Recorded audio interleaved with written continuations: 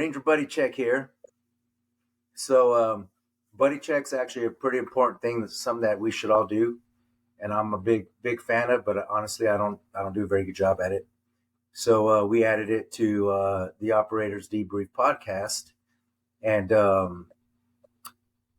who better to start with than one of my favorite Ranger buddies and his wife, who's become a sister to me.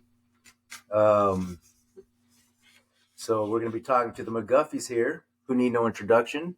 Anybody who spent 5 minutes in the Ranger Regiment when it was hard knows Mug, and anybody in Ranger Regiment knows his wife Michelle because she's married to Mug.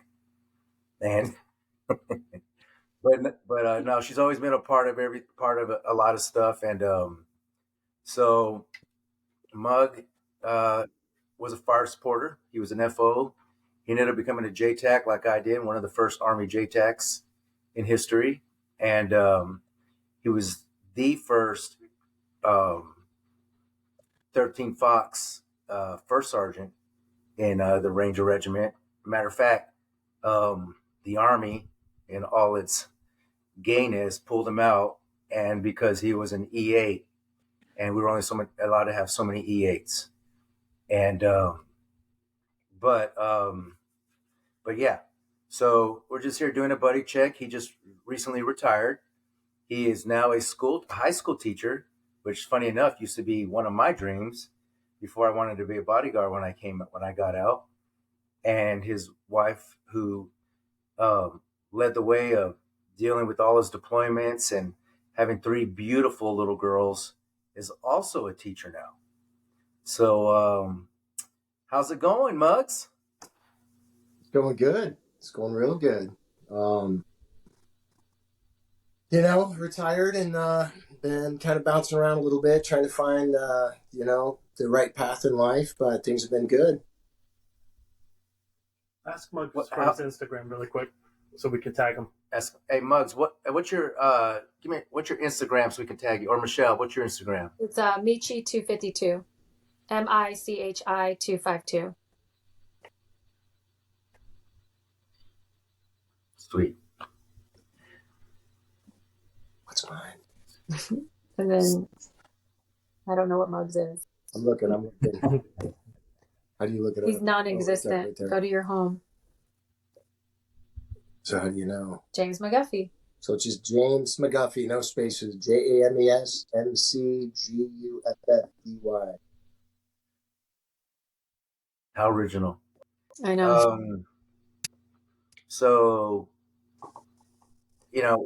we do these buddy checks to check on each other. And one of the things that I wanted to do was I have a lot of respect for the wives of the Ranger Regiment.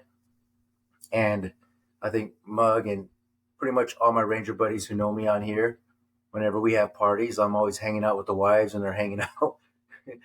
All the guys are hanging out talking about work. I'm hanging around with the wives and just listening to their stories, and I understand and I hear how hard it is to be a wife for a warrior who's going into combat, especially back in our day when we were only we could only make a phone call once every 3 weeks.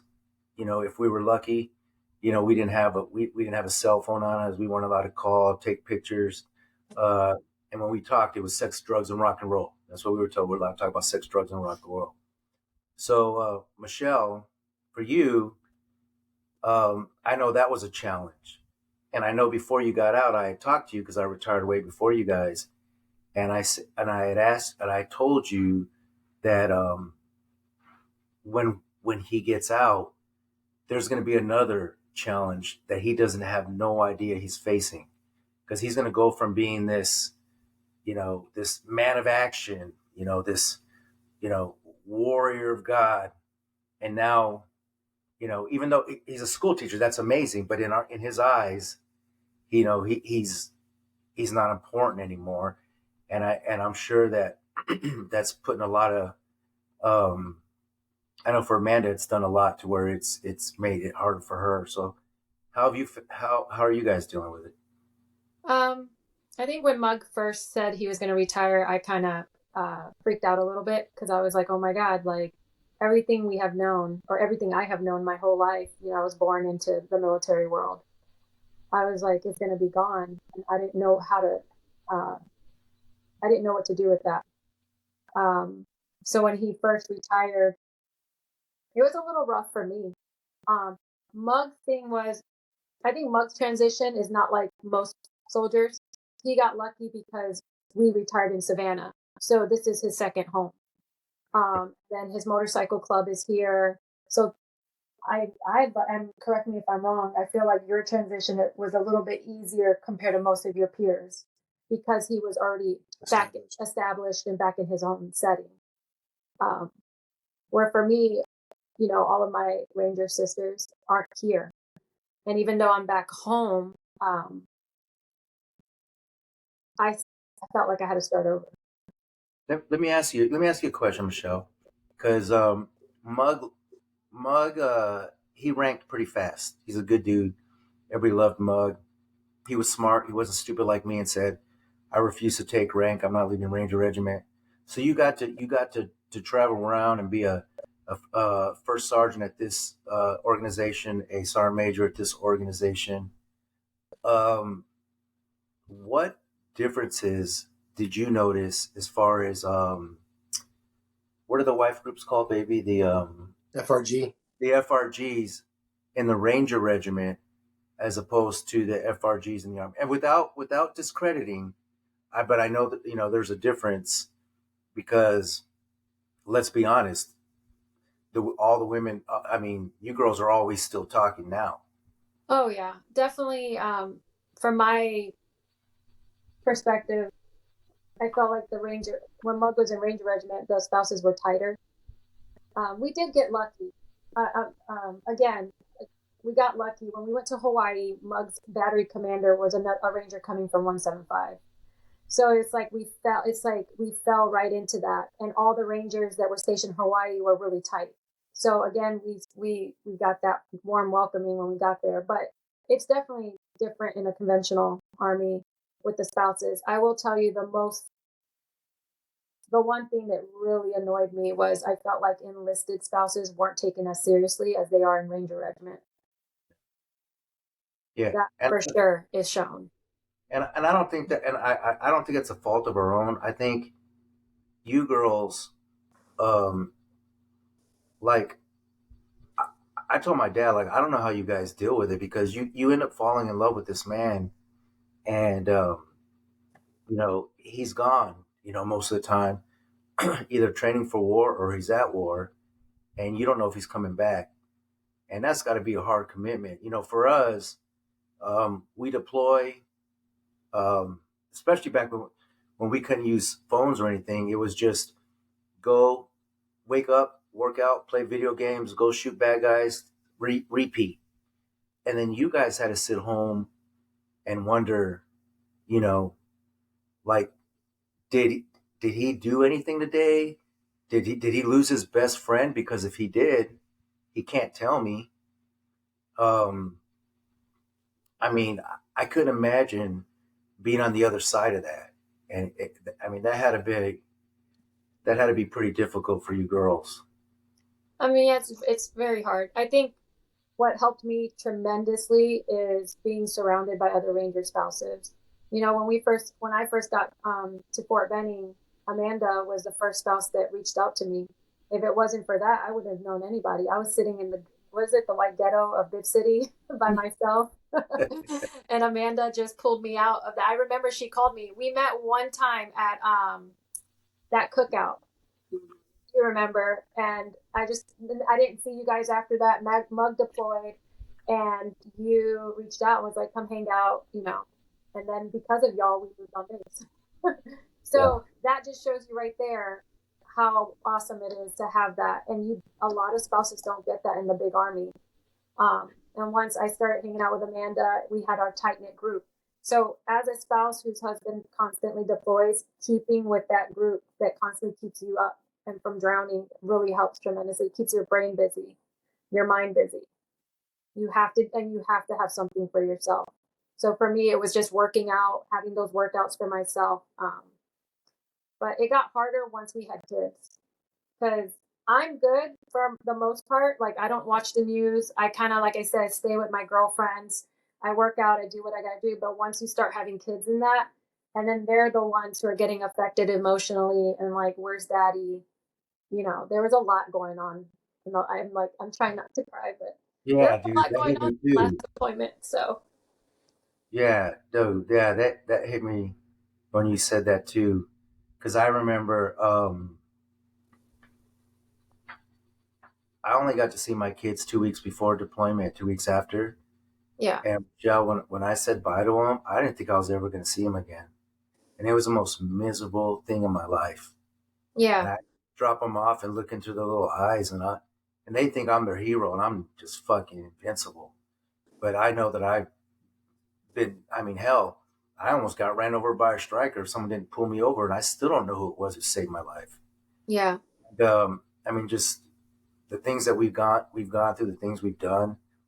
Um, I feel like sometimes I'm a little overly proud about being a ranger. I'm always ranger this, ranger that. I wear everything I wear is ranger.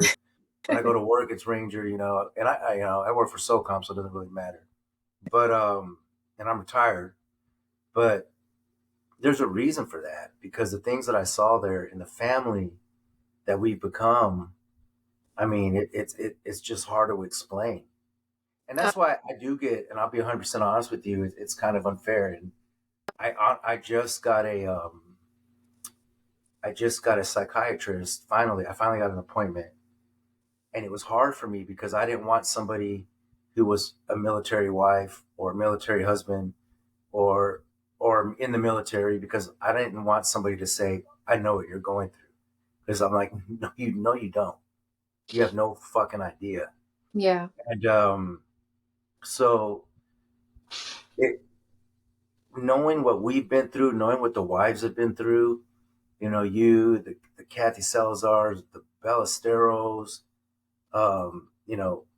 BJ and his wife. I mean, the list goes on, and it's Hmm. just like it's insane, and the bonds that we've created. And I mean, my son, when he got in a Ranger regiment, all his instructors and stuff were his uncles. Literally, they were his uncles, and so he got to go through some hard times, but it was good for him. It was good for him. Yeah. But so Mug, how are you, brother? If you don't mind saying, because I can tell you, you know me, man. I'm having a hard time, and that's why I do stuff like this, and that's the biggest reason why I started Operators Debrief. Was so that our guys can get stuff off their chest, and that we can, hey man, we're here together. Um, we got each other, and to expose some of the stuff that we've done, without putting out objective names and stuff like that. Um, it's a big deal to me. So, like, how are you personally? I mean, I know you're probably. I wish I could see you as a teacher there in school, and in assembly. I want to come to your school and just talking in assembly and everything, man. I can't even imagine. Well, the good news is I teach military history course, so I am going to need you to come down for soft week. Oh, you're coming down for soft week? No. We're having a week in our class, our sixth period, Oh, called soft week because we're doing every branch of cool. this. So you can be my guest speaker. Um, but I'll tell you, man, it's so crazy because a couple of friends of mine, I've been telling Michelle too, like lately I've been in a funk and I haven't thought about it for a while, but it does, sometimes my mind lately has gone back to, just other places, other things that we've done, we've lived through, and I'm very fortunate. I had an amazing career as a Ranger Fire supporter. Um, you know, not not every fister gets to do the same things we get to do Yeah, with the people and the things we get to do them with, right? And I will tell you. So for me, a lot of stuff just came crashing down because, you know how it is, man. You have good days and you have bad days, and some of those bad days are the worst days. We just want to pack them away. Uh, a lot of it too is the decisions I made, the targets that I am responsible for servicing, the ones that end up in a non-desired outcome without, getting too deep into it, whether it's hitting wrong targets or, our greatest fear after the rounds we call an impact, hearing methods, friendly wounded in action, fratricide, etc. But I'll tell you, it comes and goes. The one thing, again, Michelle was saying I was fortunate and blessed with is my last deployment. I was a walking, talking shit show. And, we moved to Fort Stewart, got to go to Third ID and check out this whole mechanized division thing, which was a whole new way of life. But my mind and my body was telling me it's time. And I was hinting it to Michelle, and then one day I came home and I just told her, I was like, it is time. Physically and mentally, I am broken and I'm exhausted and I'm ready to move on with my life. And she will deny it, but she was pissed. She will tell you, no, I wasn't. Yes, she was. Her Puerto Rican side came out. She was ready to cut me. But then we talked.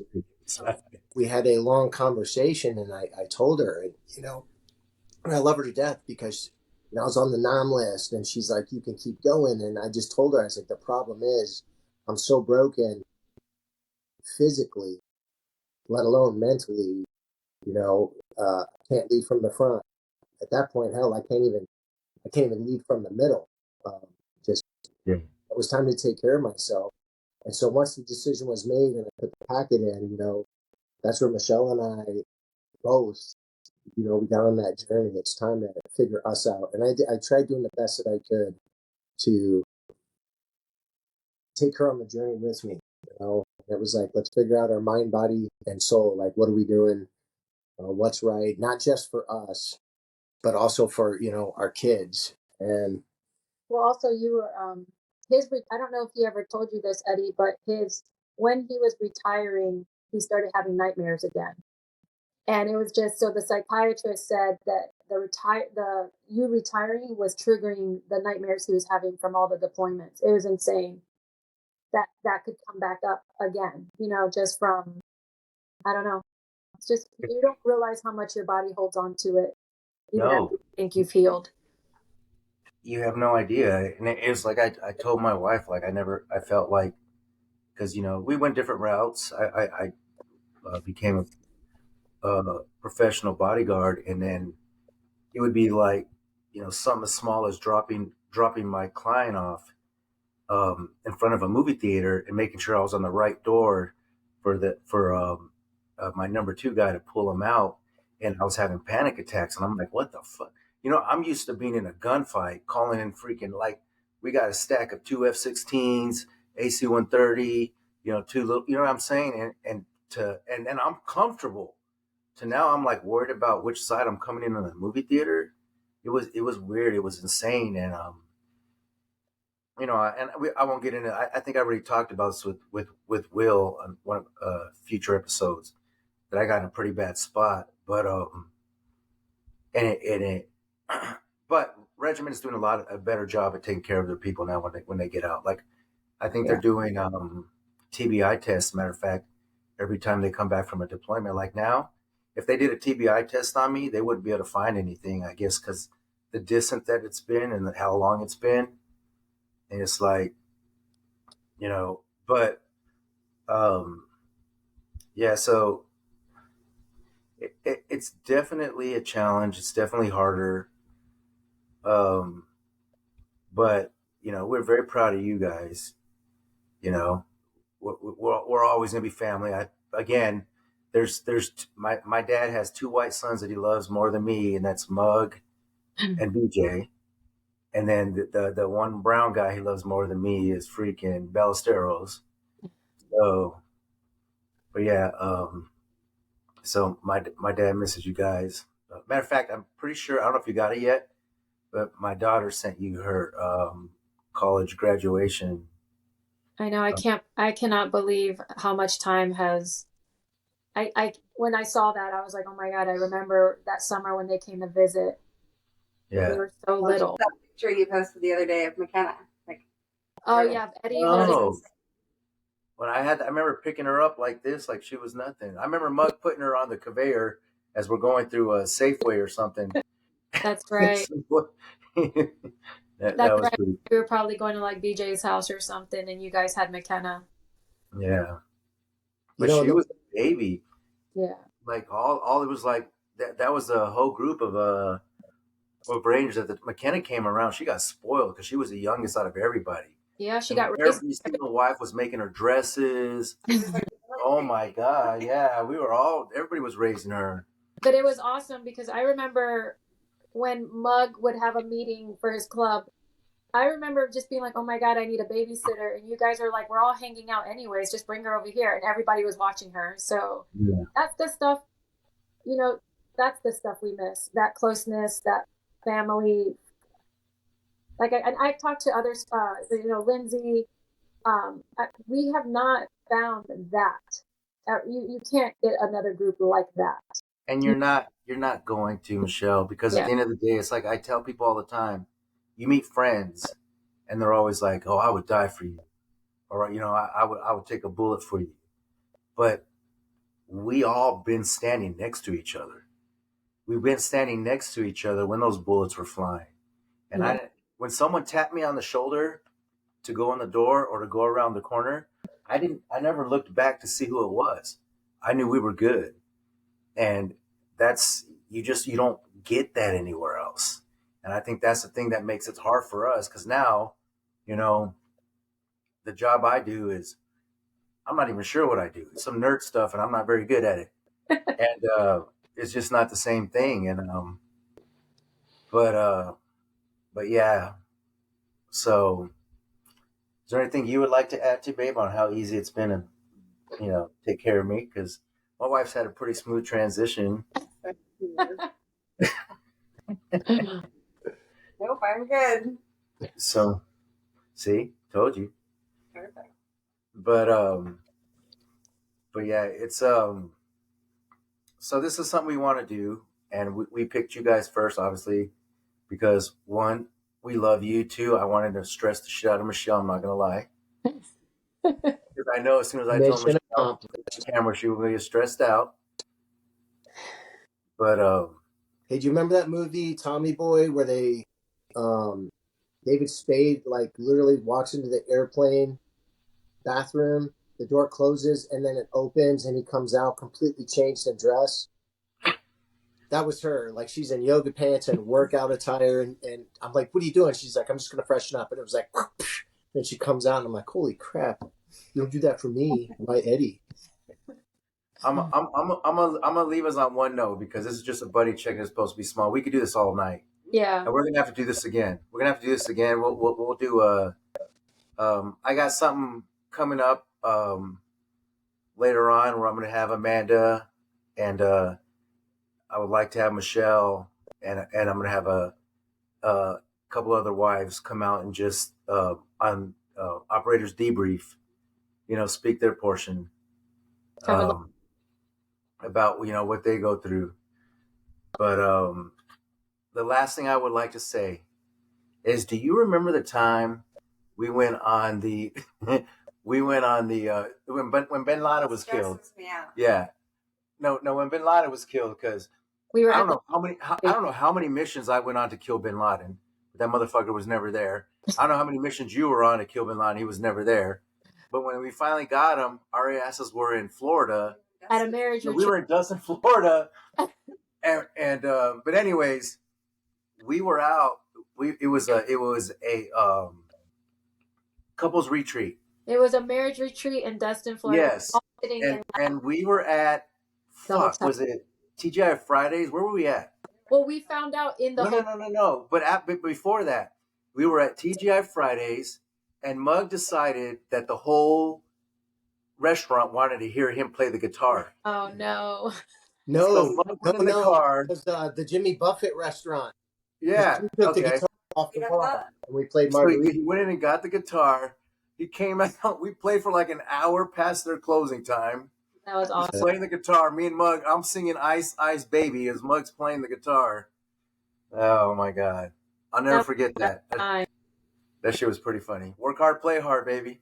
We made $4.37 in tips that night. All right. Well, All right. we love you guys, man. We missed you. You live in Savannah. That's not far away. Not You far away. get your honky butts over here and come spend some time with us. We will. We love you guys. We love you too. Always good to see you, Right. buddy. All right. All right. Let us know if you need anything, brother. We're always here for you. You too, Absolutely. Michelle. And the same goes for Love you. you. Bye.